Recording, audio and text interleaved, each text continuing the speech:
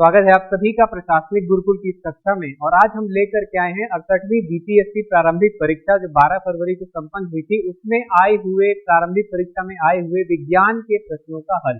30 प्रश्न विज्ञान के थे, काफी महत्वपूर्ण सेगमेंट है। हर बार इस खंड से लगभग इतने ही प्रश्न आते हैं और 150 में 30 प्रश्न एक बड़ा हिस्सा होता है। और स्पष्ट विभाजन इसमें विषयों का दिख रहा है, जिसमें 30 में से 10 क्वेश्चन आपके भौतिक विज्ञान से, 10 रसायन विज्ञान से और 10 प्रश्न आपके जीव विज्ञान से हैं। ये सामान्य विज्ञान के 30 प्रश्न इस बार प्रारंभिक परीक्षा में थे और जो प्रौद्योगिकी से संबंधित प्रश्न थे वो करंट अफेयर्स में आपसे पूछे गए हैं। तो आइए हम शुरू करते हैं कि क्या इसमें क्वेश्चन आए हैं। हालांकि क्वेश्चंस में जो फिजिक्स के क्वेश्चन थे वो सामान्यतः 3-4 जो प्रमुख चैप्टर्स हैं आपके साउंड, मोशन और लाइट, वहां से देखने को मिले हैं। केमिस्ट्री में जो आपके प्रश्न है वो एसिड, सॉल्ट बेस्ड और reaction based, application based question ज्यादा देखने को मिले हैं। और अगर हम बायोलॉजी यानी जीव विज्ञान की अगर हम बात करते हैं तो टर्मिनोलॉजी से क्वेश्चन आए हैं और एप्लीकेशन बेस्ड क्वेश्चन इसमें ज्यादा आए हैं। आइए एक एक कर प्रश्नों को देखते हैं कि क्या रहा है इस बार विज्ञान के प्रश्नों का स्तर। और आगामी 30 सितंबर को जो एक संयुक्त प्रवेश परीक्षा होने वाली है आयोग के द्वारा, उसमें प्रश्न बनने की संभावना कहां से है। हमने जो प्रश्नों का विश्लेषण यहाँ पे किया है तो हमारा उद्देश्य ये भी है कि किस तरीके से सोर्स रहा, यानी प्रश्न पूछे कहां से गए, आयोग प्रश्न बनाता कहां से है, ये आपको जरूर पता होना चाहिए। तो इस संदर्भ में एनसीईआरटी एक मुख्य सोर्स हमको मिला है। एनसीईआरटी में से 90% साइंस के क्वेश्चन आपके आए हुए हैं। आइए देखते हैं क्या है पहला प्रश्न।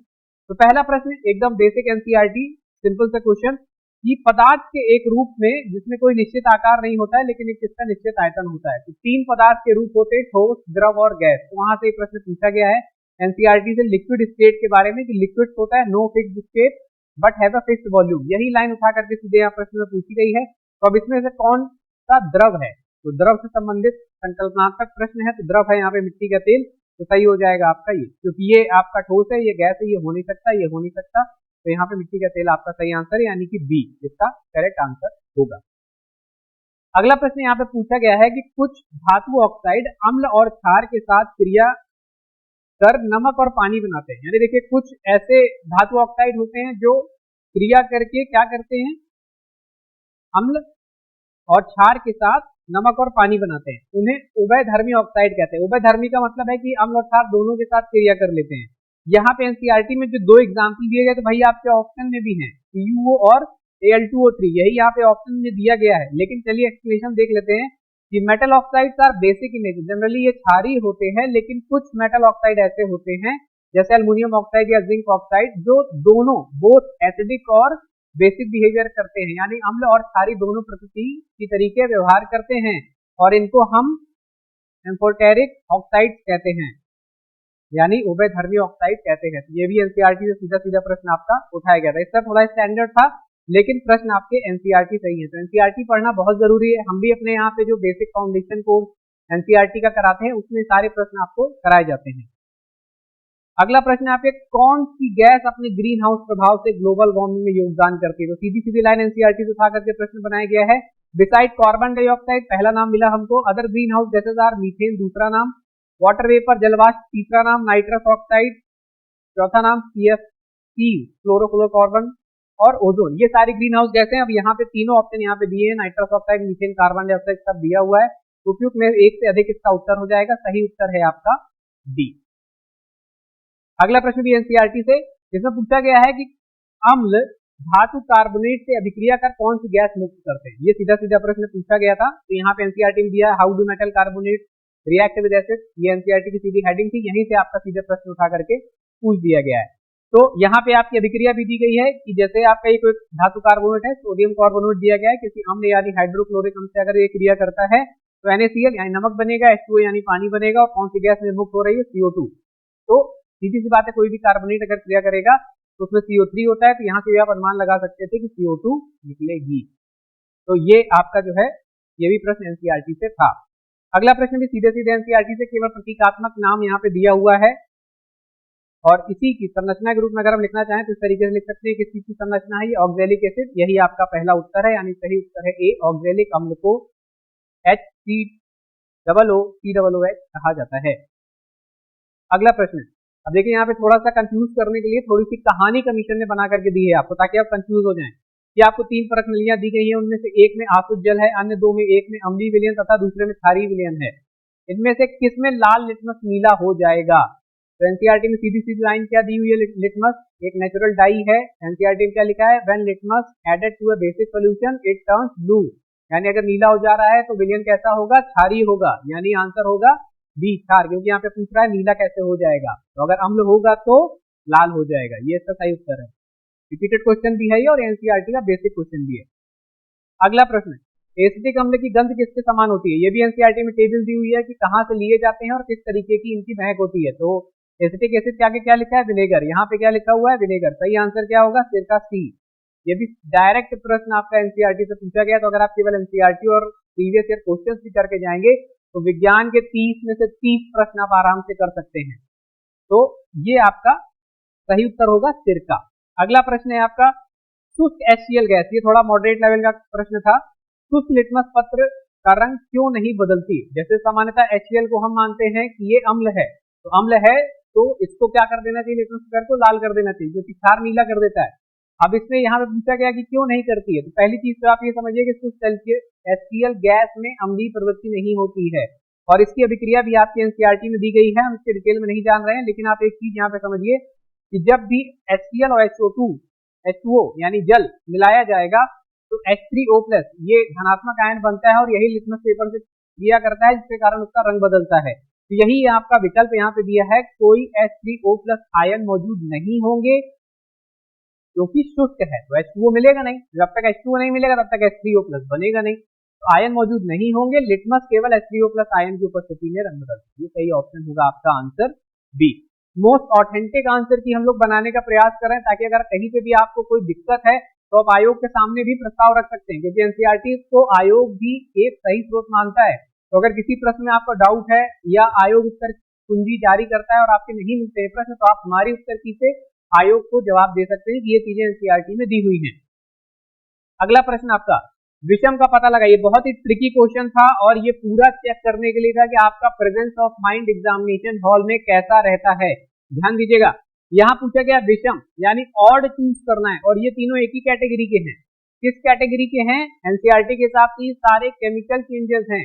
केमिकल चेंजेस, कोयले का जलना, फल का पकना, यहाँ पे दिया हुआ है ripening of fruit, burning of coal, ये सब क्या है, केमिकल चेंज है। सीमेंट की सेटिंग भी केमिकल चेंज है, क्योंकि ये क्या है, ये एक्सोथर्मिक रिएक्शन यानी ऊष्माक्षेपीय अभिक्रिया है, और कोई भी रासायनिक परिवर्तन होता है तो उसमें अधिकतर ऊष्मा निष्कर्षित होती है। तो ये तीनों क्या हो जाएंगे, केमिकल चेंज यानी रासायनिक परिवर्तन हो जाएंगे। तो अब कोई विषम नहीं, सब एक जैसे हैं, तो हो जाएगा उपयुक्त में से कोई नहीं, यानी डबल निगेशन, एक विषम का निगेशन और इसका निगेशन, दोनों पॉजिटिव हो जाएगा। तो आंसर हो जाएगा आपका ई, उपयुक्त में से कोई नहीं। बहुत सारे उत्तर कुंजियों में गलत दिया हुआ, इसको ध्यान से समझिएगा प्रश्न को, इसकी सबसे सटीक व्याख्या यहाँ पे दी गई है। हीरे और ग्रेफाइट के बारे में निम्नलिखित में कौन सा कथन सत्य है, ये भी सीधे सीधे एनसीईआरटी से उठाया गया। एनसीईआरटी में तुलना की गई है दोनों की संरचना की, और एनसीईआरटी में सीधी सी एक लाइन लिखी हुई है, diamond and graphite having very different physical properties. Physical properties अलग अलग है, यानी भौतिक गुण दोनों के अलग अलग हैं।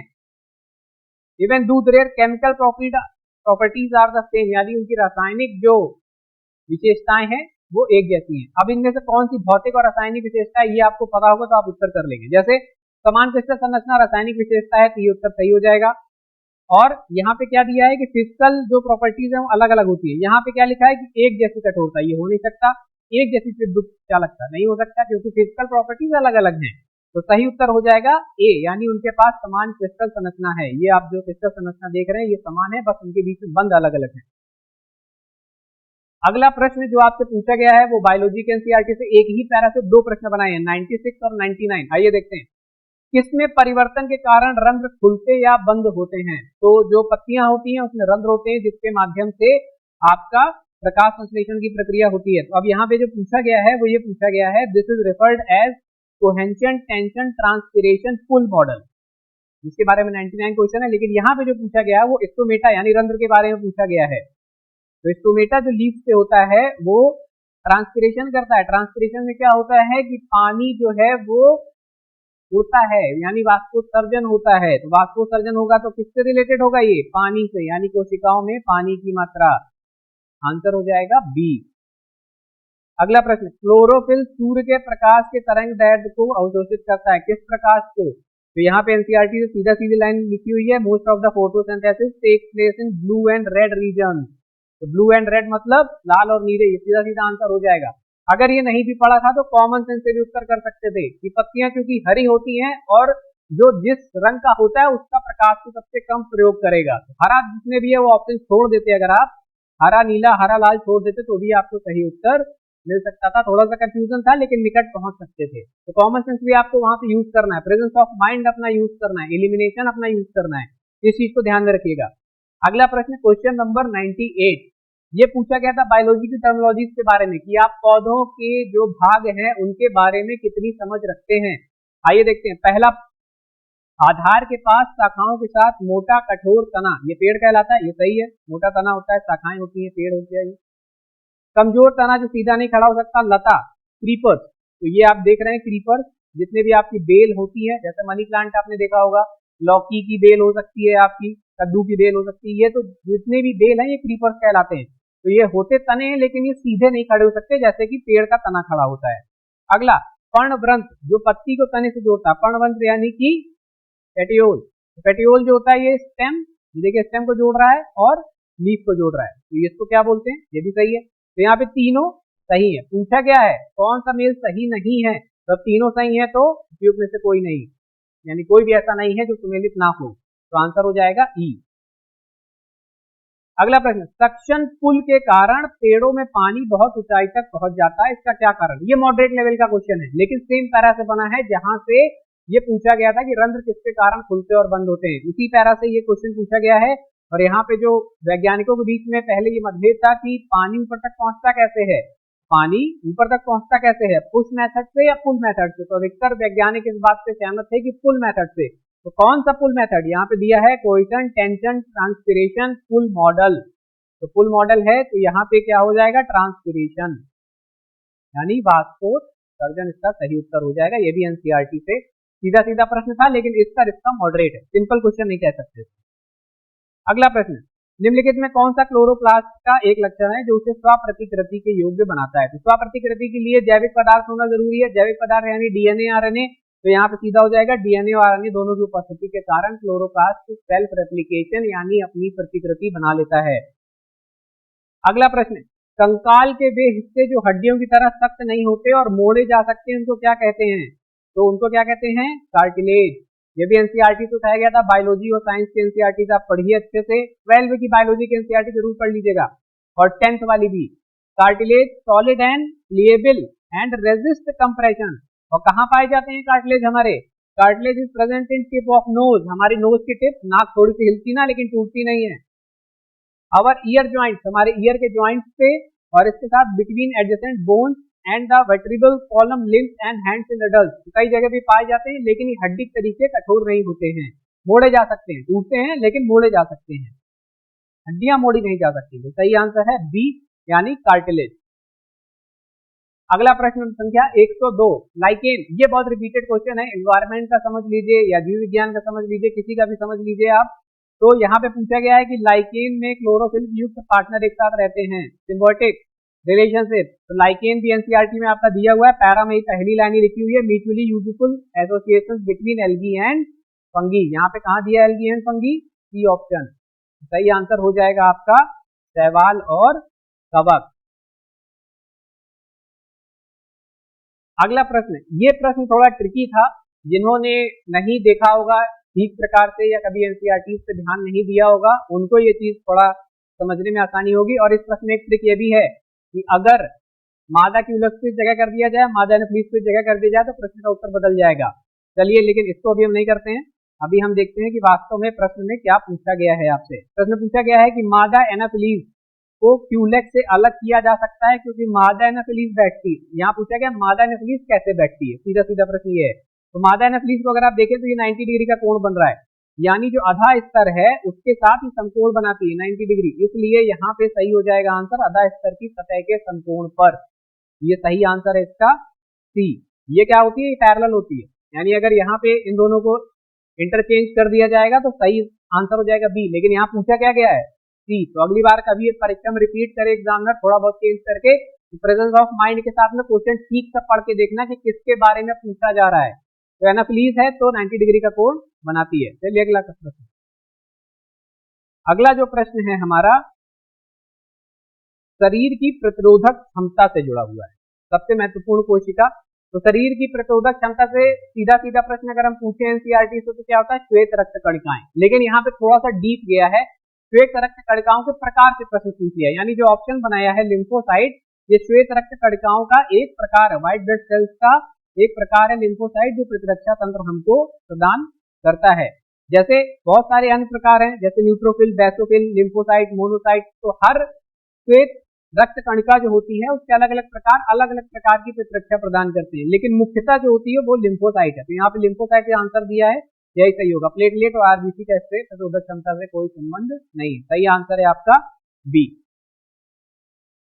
अगला प्रश्न है, मानव शरीर की मांसपेशियों मसल्स के बारे में कौन सा कथन गलत पूछ रहा है, गलत है। तो मांसपेशियां जोड़ों में काम करती हैं, ये सही है, बहुत सारी मांसपेशियां एक साथ होती हैं और एक दूसरे की सरफेस और टेंशन और उनके लोकेशन और मूवमेंट का इंपैक्ट एक दूसरे पे पड़ता है, तो ये कथन सही है। सिकुड़ने पर मांसपेशियां छोटी, सख्त और मोटी हो जाती हैं, ये भी ठीक है, ये सही आंसर है आपका। और मांसपेशियां केवल हड्डी को धक्का दे सकती हैं, ऐसा नहीं है, केवल एक की वजह से एक तो गलत हो जाएगा, क्योंकि बहुत सारे काम हैं, लोकेशन और मूवमेंट का मुख्य काम है मांसपेशियों का, तो केवल धक्का देने का काम नहीं है, तो ये गलत हो जाएगा। गलत कथन ही पूछा गया था, यही वाला कथन गलत है, सही आंसर हो जाएगा आपका सी। अगले प्रश्न पे चलते हैं। अगला प्रश्न है आपका 20 सेंटीमीटर फोकस दूरी के एक उत्तल लेंस की सतह पर सफेद घोड़े का प्रतिबिंब बनाने के लिए बड़ी संख्या में काले रंग की पतली पट्टियां बनाई जाती हैं। अब देखिए ये भी कंसेप्ट वाला क्वेश्चन है, आपको बस अपने दिमाग को खुला रखना है। घोड़े का प्रश्न है तो दिमाग के घोड़े खुले रखने हैं। क्या करना है, वह पूछा गया है कि वह प्रतिबिंब कैसा होगा। सिंपल सी बात है कि उत्तल लेंस से बना हुआ प्रतिबिंब जब किरणें संकेंद्रित हो जाएंगी तो वहां पे उसकी चमक कम हो जाएगी, तो सही आंसर होगा कम चमक वाला घोड़ा। कुछ लोग इसका आंसर भी बता रहे हैं कि काली पट्टियां बनाई जाएंगी तो रिफ्लेक्शन भी तो काली पट्टी का बनेगा। प्रश्न यहाँ पे ये नहीं है, प्रश्न यहाँ पे क्या है, प्रतिबिंब कैसा होगा, प्रतिबिंब की प्रकृति पूछ रहा है यहाँ पे, तो कम चमक वाला एक घोड़ा इसका सही आंसर होगा। सही आंसर है सी। अगला प्रश्न सीधे एनसीईआरटी से बहुत सिंपल सा question, one liner question, fact इस तरीके के आपको पता होने चाहिए। एनसीईआरटी बहुत इंपॉर्टेंट है। ध्वनि की तीक्ष्णता किसके द्वारा निर्धारित की जाती है, तो the frequency determines the shrillness और पिच ऑफ साउंड। फ्रीक्वेंसी मतलब आवृत्ति, आवृत्ति यहाँ कहीं दिया है, नहीं दिया है, ठीक है, क्या हो जाएगा, उपयुक्त में से कोई नहीं। आयाम, तरंग, दैर्घ्य, वेग ये सब कुछ नहीं होगा, आवृत्ति, आवृत्ति है नहीं तो सही आंसर हो जाएगा उपयुक्त में से कोई नहीं, यानी कि ई। अगला प्रश्न, निम्न में कौन सा फोटो इलेक्ट्रिक उपकरण डिजिटल अनुप्रयोगों के लिए सबसे उपयुक्त है। तो यहाँ पे बहुत सारे जैसे फोटोवोल्टिक सेट, डायोड, एमिटर, सारे जो हैं ये यूज होते हैं डिजिटल अनुप्रयोगों में, तो इसका आंसर सही हो जाएगा एक में से अधिक। सही आंसर है इसका डी। अगला प्रश्न, बॉल बेयरिंग का उपयोग स्थैतिक घर्षण को निम्नलिखित में किसमें परिवर्तित करने के लिए किया जाता है। तो एनसीईआरटी में बहुत बढ़िया सा बच्चे का एग्जाम्पल देकर बताया गया है कि पहियों में बॉल बेयरिंग लगी होती है, इस कारण से जब रुकी हुई यानी स्थैतिक घर्षण वाली स्थिति यानी स्थितिक अवस्था में कोई बैग है उसको आपको ले जाना है, तो वो बॉल बेयरिंग के माध्यम से फ्रिक्शन को कम कर देगा, यानी घर्षण को न्यूनतम कर देता है, शून्य नहीं करता है, न्यूनतम कर देता है। तो यहाँ पे हो जाएगा रोलिंग घर्षण, यानी सी ऑप्शन होगा इसका एकदम ठीक। ये भी प्रश्न एनसीईआरटी से सीधा सीधा आपसे पूछा गया था। अगला प्रश्न, ये भी एनसीईआरटी से है, यहाँ पे बस क्या किया है, फुटबॉल कर दिया है। क्रिकेट के बारे में उदाहरण आपने पढ़ा होगा विज्ञान में, तो फुटबॉल के खेल में गोलकीपर फुटबॉल को गोल में पकड़ने के बाद अपना हाथ पीछे की ओर खींचता है। एनसीईआरटी में क्या हुआ है कि क्रिकेटर कैच लेने के लिए अपना हाथ पीछे की ओर खींचता है, तो यहाँ पे सीधा सीधा क्या हो जाएगा, संवेग परिवर्तन की दर को कम करने के लिए। मोमेंटम से जुड़ा हुआ क्वेश्चन है, तो मोमेंटम के बारे में एनसीईआरटी में आपका दिया हुआ है, the conclusion is clear, force not only depends on the change in momentum, यानी केवल मोमेंटम को परिवर्तित करने पर निर्भर नहीं करता है, बल also now fast and change is brought about, कितना तेज आ रहा है और कितना तेजी से आपने हाथ पीछे खींचा, उनका संतुलन भी होना जरूरी है। तो सही उत्तर हो जाएगा इसका सी। अगला प्रश्न, निम्न में कौन सा रेडियोधर्मी तत्व द्वारा उत्सर्जित धनात्मक रूप से यानी पॉजिटिव चार्ज की बात की जा रही है यहाँ पे, तो पॉजिटिव रूप से आवेशित कण कौन सा है। तो सीधा सीधा एनसीईआरटी में देखिए लिखा हुआ है, alpha particles are nuclei of helium atoms and therefore carry 2 units of positive charge. Alpha जो है वो पॉजिटिव चार्ज है आपका, ठीक है। अगला, केंद्राभिमुखी बल सेंट्रीपिटल फोर्स तो केंद्र की तरफ जब बल लगता है और कोई वस्तु गोल घूम रही है तो वो वृत्ताकार पथ का अनुसरण करेगी, यानी सर्कुलर मोशन को वो कीप करेगी, keep the body moving along the circular path, यानी ए आंसर सही हो जाएगा, वस्तु को वृत्ताकार पथ पर गतिमान रखना। अगला प्रश्न है आपका, निम्नलिखित में से किस ऊर्जा परिवर्तन में घर्षण बल शामिल होता है? तो घर्षण बल कहाँ होगा? जहां गतिज ऊर्जा होगी, ऊष्मीय ऊर्जा में नहीं होगा, स्थितिज ऊर्जा में, यानी जब स्थितिज के साथ गतिज ऊर्जा का कोई संक्रमण हो रहा होगा तो वहां पे होगा। तो लेकिन यहाँ पे स्थितिज ऊर्जा से ध्वनि ऊर्जा यहाँ नहीं हो सकता, रासायनिक ऊर्जा से ऊष्मा ऊर्जा में कोई गति हो नहीं रही तो ये पॉसिबल नहीं। यहाँ पे गतिज ऊर्जा से ऊष्मा ऊर्जा दिया गया है, यानी जब आप किसी खुरदुरी सतह पर किसी बॉक्स को अगर खिसकाएंगे तो बॉक्स की सतह पे गर्मी आएगी, किस कारण से? फ्रिक्शन के कारण से, यानी घर्षण के कारण से, घर्षण बल वहां शामिल है। तो सही उत्तर हो जाएगा सी। ये भी एनसीईआरटी का ही प्रश्न था, रिपीटेड क्वेश्चंस भी है ये। अब सीधा सीधा प्रश्न और ये देखिए, एनसीईआरटी के अनुप्रयोगात्मक सेक्शन से फिजिक्स के अधिकतर क्वेश्चन प्रैक्टिकल अप्रोच पे पूछे गए हैं आपके।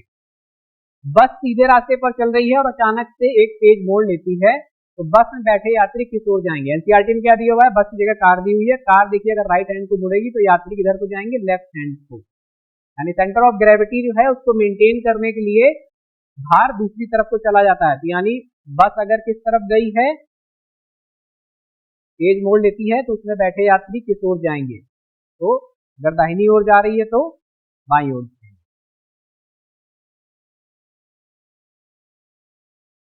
एक संगीत कार्यक्रम में ऑर्केस्ट्रा बजाने से पहले एक सितार वादक तनाव को समायोजित करने की कोशिश करता है और स्ट्रिंग को उपयुक्त रूप से बांधता है। ऐसा करके वह क्या ठीक करने की कोशिश करता है?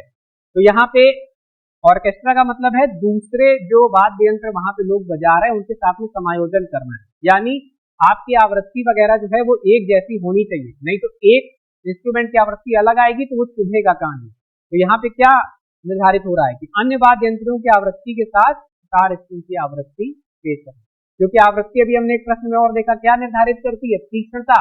तो अगर किसी की आवृत्ति बहुत ज्यादा हो जाएगी तो वो इंस्ट्रूमेंट चुभेगा फिर दूसरे आदमी, तीक्ष्ण हो जाएगा वो।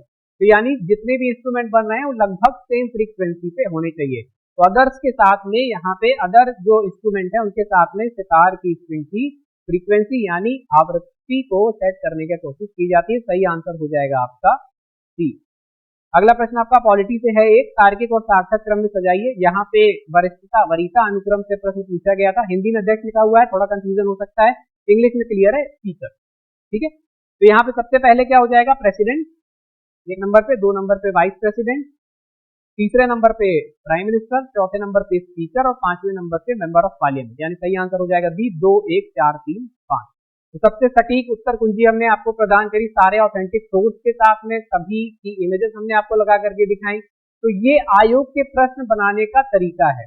अनुपात में समानुपातिकता रहती है, यानी सभी को बराबर सेक्शन दिया है, 10 क्वेश्चन फिजिक्स, 10 केमिस्ट्री, 10 बायोलॉजी और एक सेक्शन विज्ञान बड़ा महत्वपूर्ण है, क्योंकि बीपीएससी में हमेशा पूछता रहा है और आगे के एग्जामों में विज्ञान को ज्यादा भूमिका दी जाती है।